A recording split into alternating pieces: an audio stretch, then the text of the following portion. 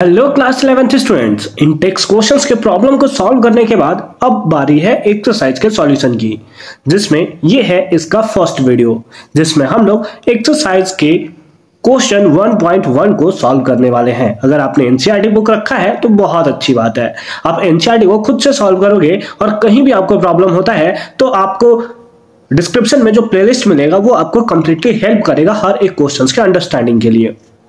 तो चलो फटाफट से वीडियो को स्टार्ट करते हैं। क्वेश्चन नंबर 1.1 है, कैलकुलेट द मोलर मास या फिर इसे बोल सकते हो molecular mass of the following. यानी नीचे में हमें 3 कंपाउंड दिए गए हैं और इन तीनों कंपाउंड के मोलर मास हमें फाइंड आउट करने हैं। तो चलो फटाफट से हम लोग इसे फाइंड आउट करते हैं। सबसे पहले फर्स्ट वाला का फाइंड आउट करते हैं, दैट इज H2O। अब इसके लिए एक चीज तुम्हें याद रखना है, वो क्या याद रखना है कि हाइड्रोजन का मास होता है 1, कार्बन का मास होता है 12 और उसके साथ साथ ऑक्सीजन का मास होता है 16। हालांकि ये आपको ऑलरेडी पता होगा बट फिर भी एक टाइम के लिए आप लिख सकते हो।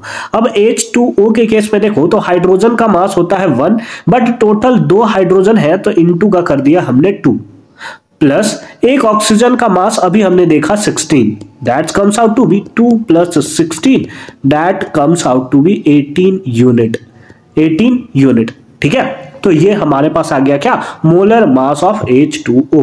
बहुत सिंपल सा क्वेश्चन है अगर आपने पूरे चैप्टर्स को बहुत अच्छे तरीके से कर रखा है तो।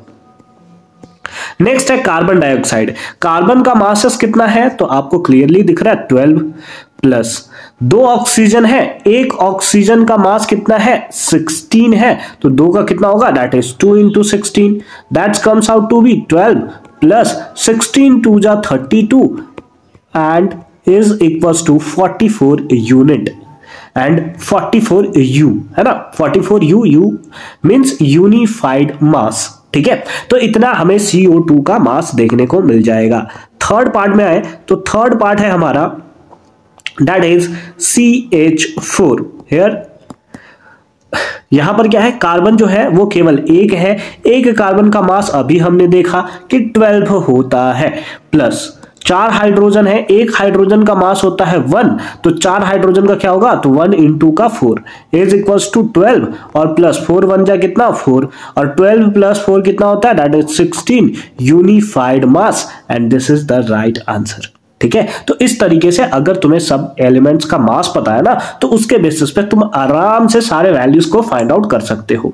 आई होप कि तुम्हें ये कॉन्सेप्ट एकदम क्लियर फॉर्म में समझ में आया होगा। मिलते हैं तुम नेक्स्ट क्वेश्चन के साथ, यानी कि एक्सरसाइज के क्वेश्चंस 1.2 के सॉल्यूशन के साथ। अगर तुमने अभी इससे पहले प्रीवियस वीडियो नहीं देख रखा है तो उसका प्लेलिस्ट का लिंक मिल जाएगा तुम्हें डिस्क्रिप्शन में, तो एक बार डिस्क्रिप्शन तुम जरूर चेक कर लोगे।